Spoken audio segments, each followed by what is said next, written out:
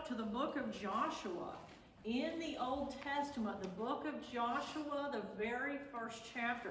The book of Joshua is an exciting book to read. I challenge you this week to read the book of Joshua. It's a book of transitions. It is a book about battles.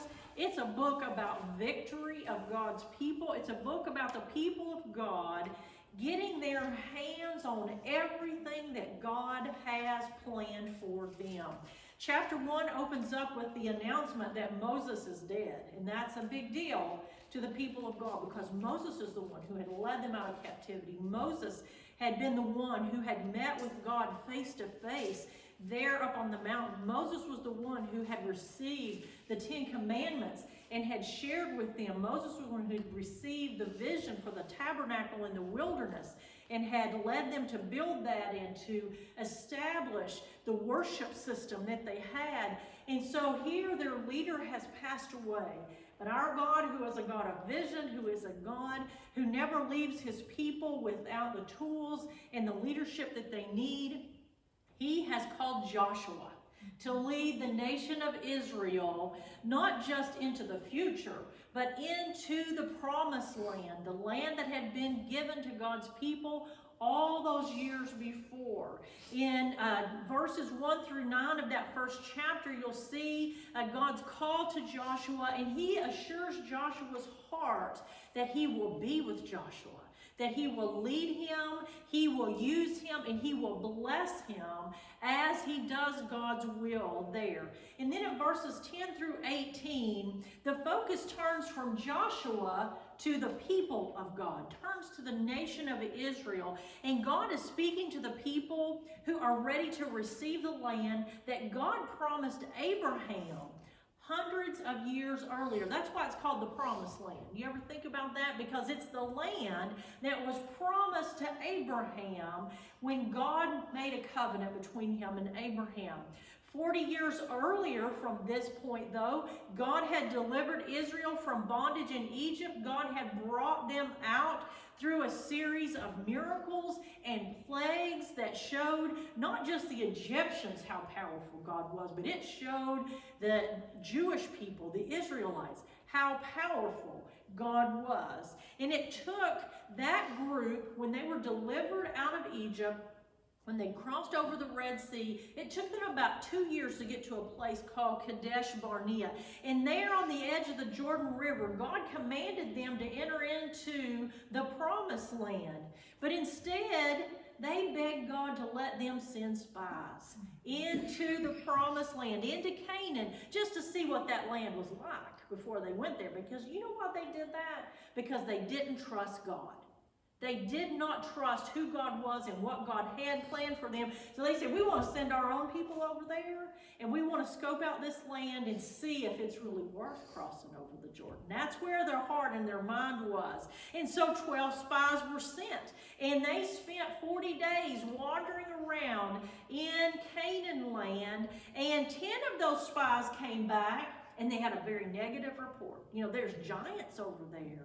There is all kinds of obstacles that are over there. There's walled cities, and there's armies, and there are things and people and places that are far greater than we have the ability ourselves to come against. But there were 2 of those spies that came back, Caleb and Joshua.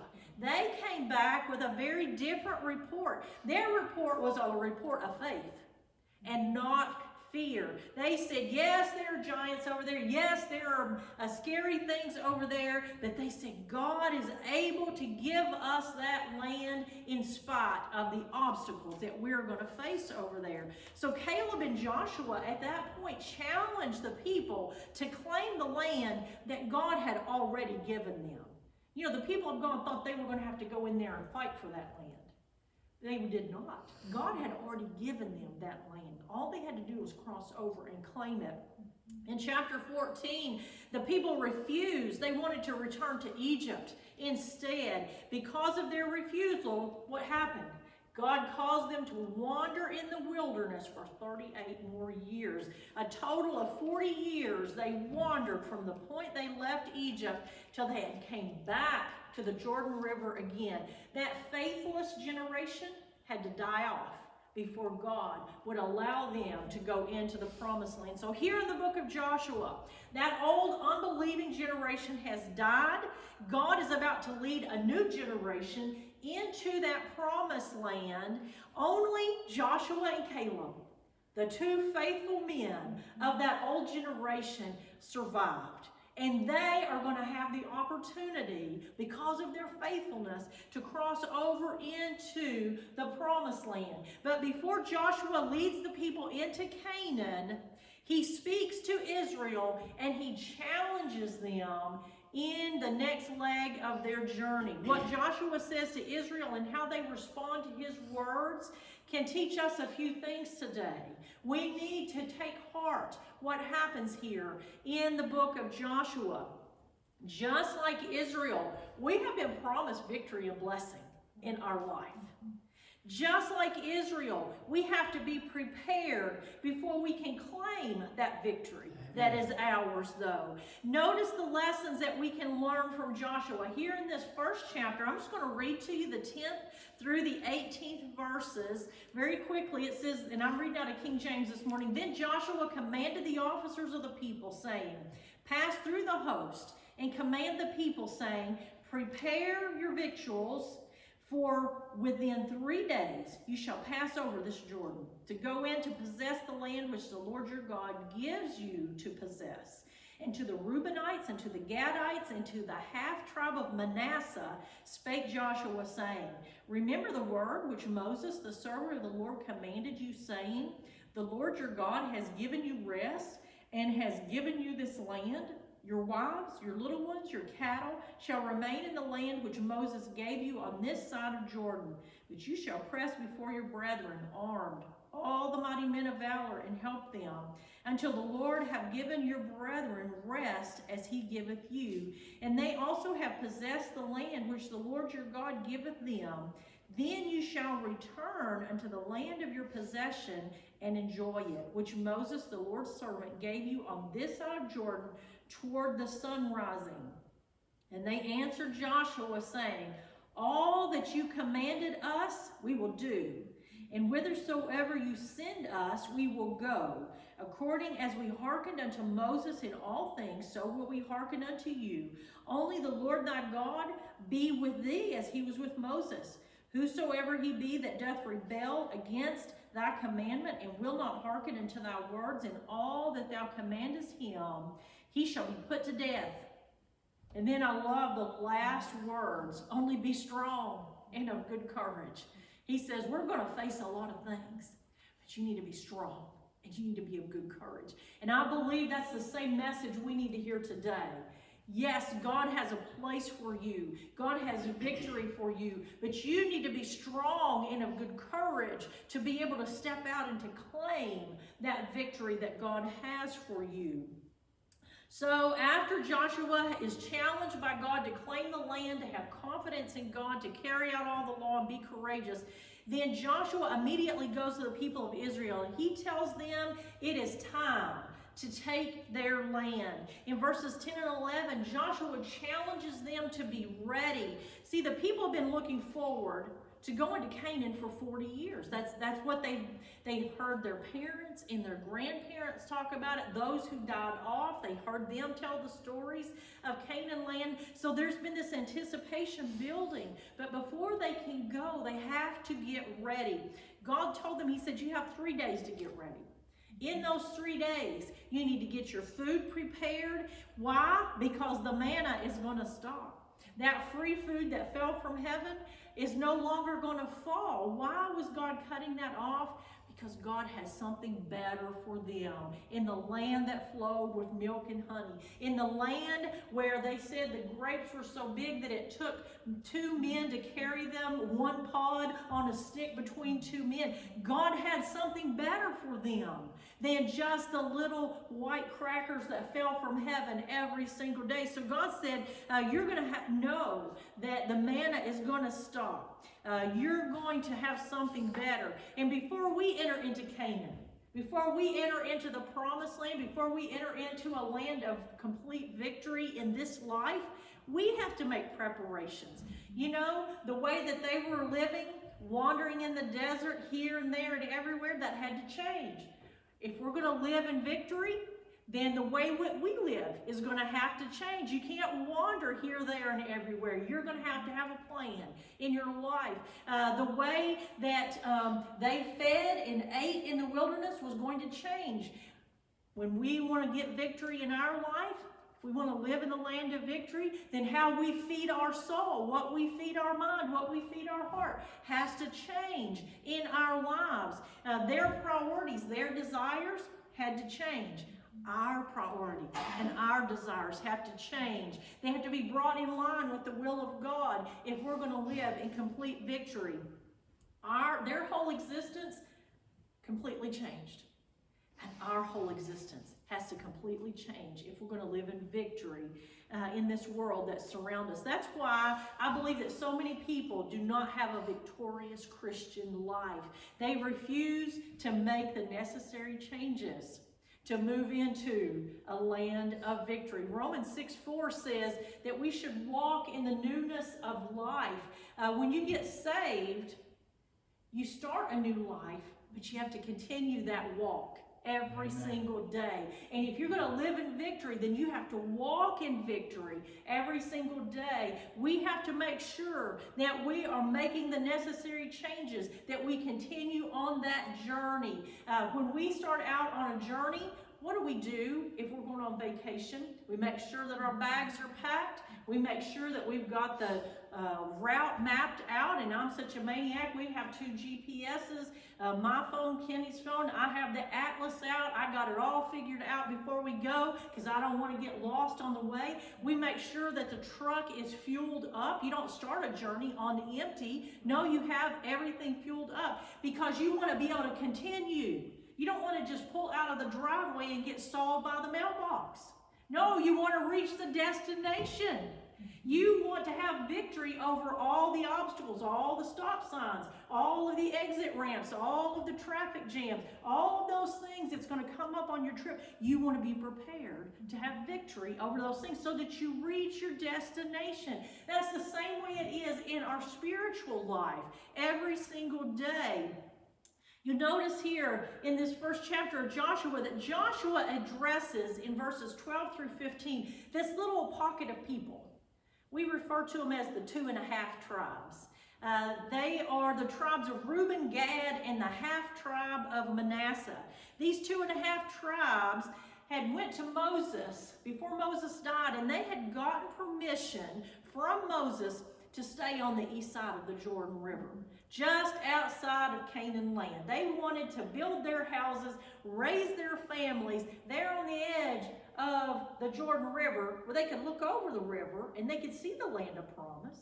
They could see the land of victory, but they didn't want to go over there. They didn't want to be a part of that. Why did they make that request? Numbers, the 22nd or 32nd chapter tells us that where they wanted to stay was a land that was good for grazing their cattle. And Joshua reminds them, yeah, you made your choice.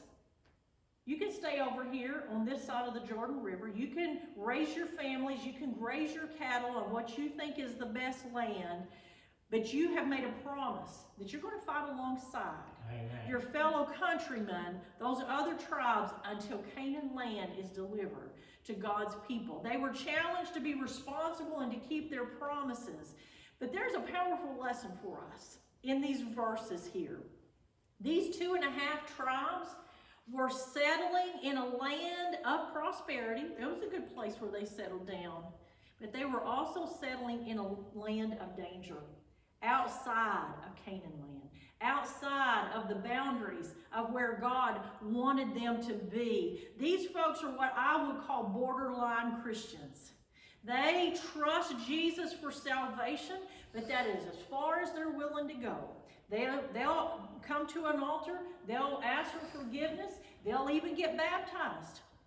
But that's as far as it goes. They don't want to go any farther with Jesus Christ. They'll attend church when they want to, or when it's convenient for them, or when trouble pops up in their life, then suddenly you'll see them back in church again. They'll tithe whenever they think they can afford to tithe, or they'll drop in $5 or $10 every so often just to make sure that they stay in good graces. They may or may not fight a few spiritual battles along the way, but mostly they just play around the edges. And they refuse to put God first in their life, and they refuse to move on over into the land of victory, into a life where God is in total control, where God is providing for all their needs, where God will give them complete rest, where they will find peace in their hearts and souls. When those 2.5 tribes settled east of the Jordan, east of the promised land, outside of the protective barriers of what God had provided for them, you know what happened? When Israel's enemies attacked from the east, who was the first ones that got attacked? Those 2.5 tribes who sat out there on the edge, on the border. They were the first to be attacked. They were the first to be taken captive. They were the first to be robbed of all that they had accumulated in their life. And the same is true today if you are a borderline Christian. Who is the devil going to attack first if you refuse to go all the way with the Lord? Those who are sitting on the edge. They're the ones that the devil is going to attack first. They're the ones that are going to be the first to fall when a spiritual battle comes their way. They're going to be the first ones to fall when temptation comes their way. They're going to be the first ones to be stripped of everything that God has blessed them with, because they refuse to go all the way with God. They refuse to go over into Canaan land. They refuse to go and to be a part of all that God has promised for them in their life. We need to make our minds up today to cross over into Canaan land. I want you to know, you're going to hear people sing. You're going to be at funerals, and they're going to talk about crossing over Jordan. And that's talking about when we die in this life and we get to go to heaven. That is not what Jordan is. Jordan is not a physical death. In Jordan, when you cross over Jordan, that is a dying to yourself. That is a dying to your selfish desires. That is giving up who I am and what I am so that I can cross over into Canaan land, which is the land of victory, which is the land of sanctification, that living a holy life, being totally surrendered, totally submitted, totally sold out to God, and you have gone all in with Jesus Christ. You've gone all in with God.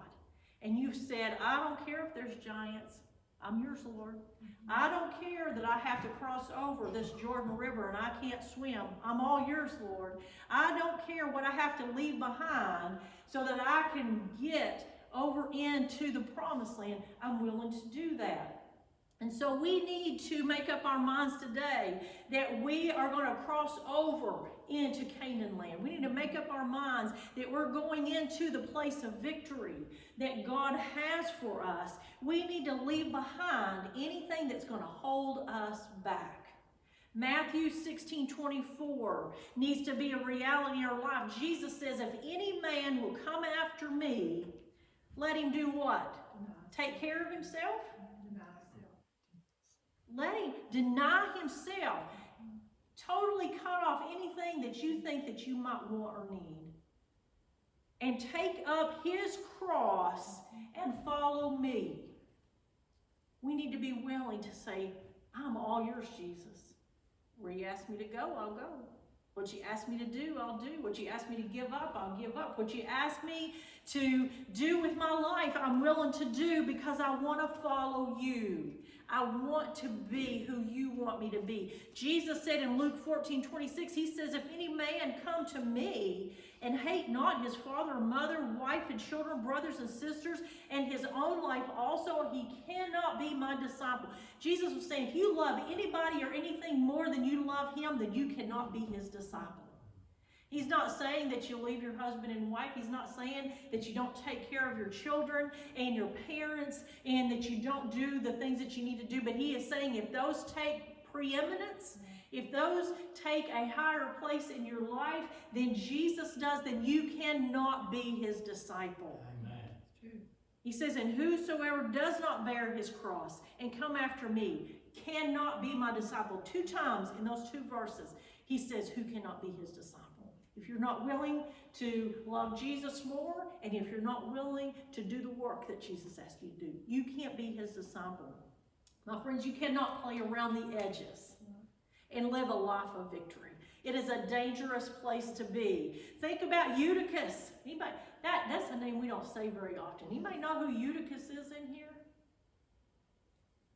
Yeah, his name doesn't mean a lot to us. But in Acts, the 20th chapter, verses 7 through 9, Paul was long-winded. Paul had a lot to say. And he was preaching, and they were in an upper room. And Paul preached and preached and preached and preached, and it was about midnight. And there was this man named Eutychus, a young man, sitting in the window. And he got sleepy. He kept yawning. Couldn't keep his eyes open. He was like those pictures of Tom and Jerry. You know how Jerry always has the toothpicks in his eyes, holding them up. That's what he's trying to do. He's like, man, this Paul.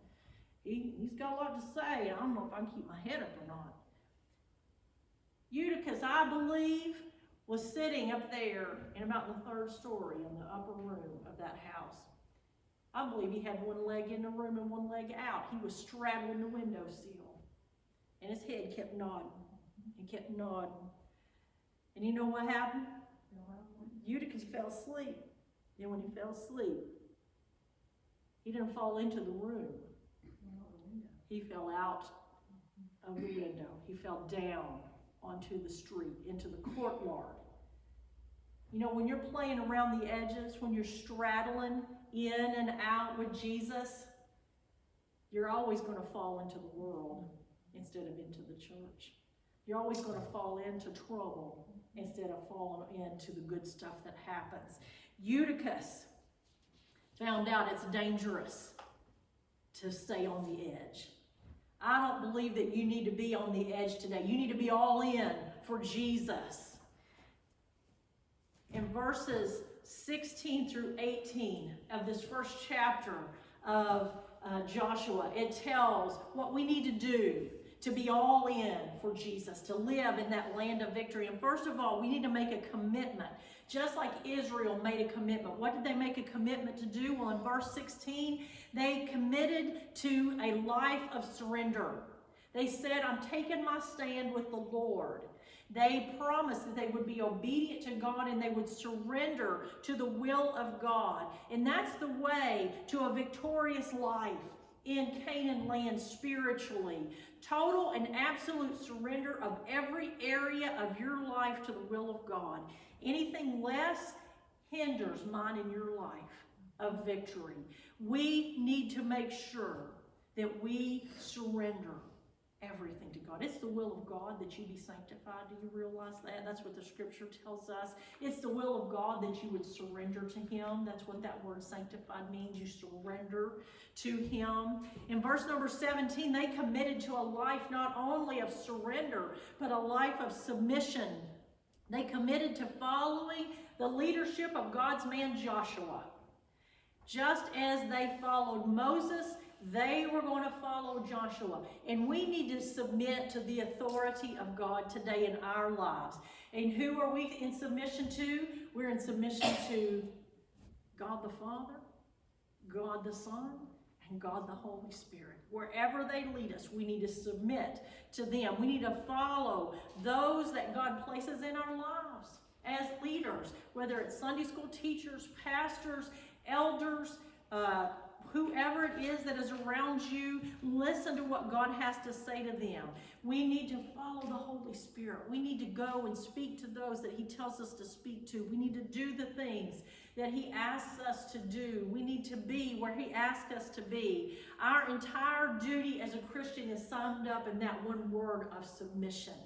Because you cannot be a child of God and live a life of victory unless you're willing to 100% submit to what God has for your lives. Romans the 12th chapter, verses 1 through 2, Paul says, I beseech you, I beg you, I plead with you, brethren, by the mercies of God, that you present or you submit your bodies as a living sacrifice, holy, acceptable unto God, which is your reasonable service. That's your reasonable worship to God, to just totally submit to Him. And be not conformed to this world. Don't do the things that the world is pushing you and squeezing you and trying to force you to do, but be transformed by the renewing of your mind, that you may prove what is that good and acceptable and perfect will of God in your life. And what is the will of God? That you live in victory, that you be sanctified. So they also submitted not only they committed to a life of surrender, a life of submission, but they also committed to a life of separation. They committed to separate themselves from those who refuse to follow the commandments of God. You know, when you rebel against God, it always brings death. Whether it's physical or spiritual, it always brings death. And so they submitted to separating. They said, we're going to become the people of God. We're going to move over into this land of victory, and we're going to be God's people. And we're not going to mingle, and we're not going to be a part of that world. We're going to let that world influence us. We're going to separate ourselves. And that's what we have to do too. We have to commit to a life of following the commandments of God. Not the things of this world, but the commandments of God. We need to separate ourselves from all that would prevent us from wholeheartedly following after God. You know what that means? That means that maybe some people in your life you're going to have to pull back from. That may mean that some activities that you've always done in your life, you may have to cut out those activities in your life. It may mean the way you dress, the way you talk, the things that you watch on TV or on your phone or on your computer may have to change. Where you work, how you think may have to change. You may have to separate yourself from anything or any person or any situation that would prevent you from wholeheartedly following God. If it's a hindrance to you, then you need to let it go. Hebrews 12:1 says, let us lay aside every weight. You know, a weight is something that keeps you from moving forward.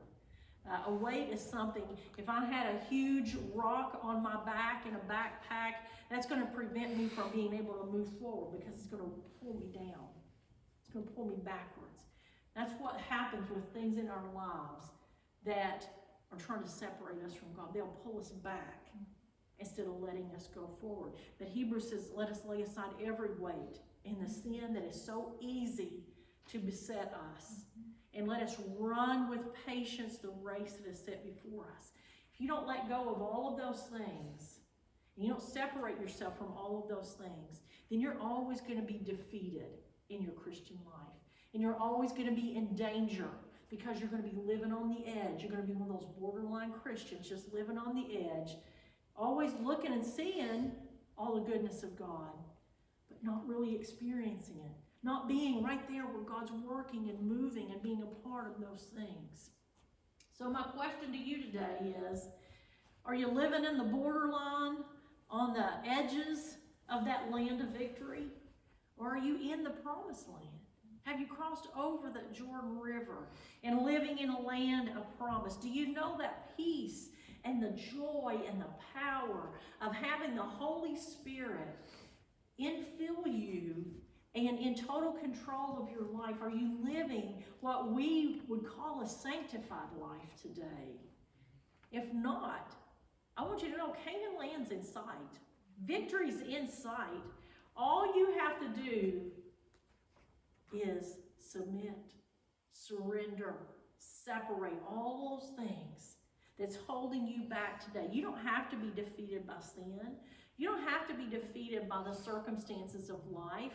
You don't have to be spiritually depressed or caught in the traps of Satan that he's always trying to set for you, but you can walk in victory as the people of God.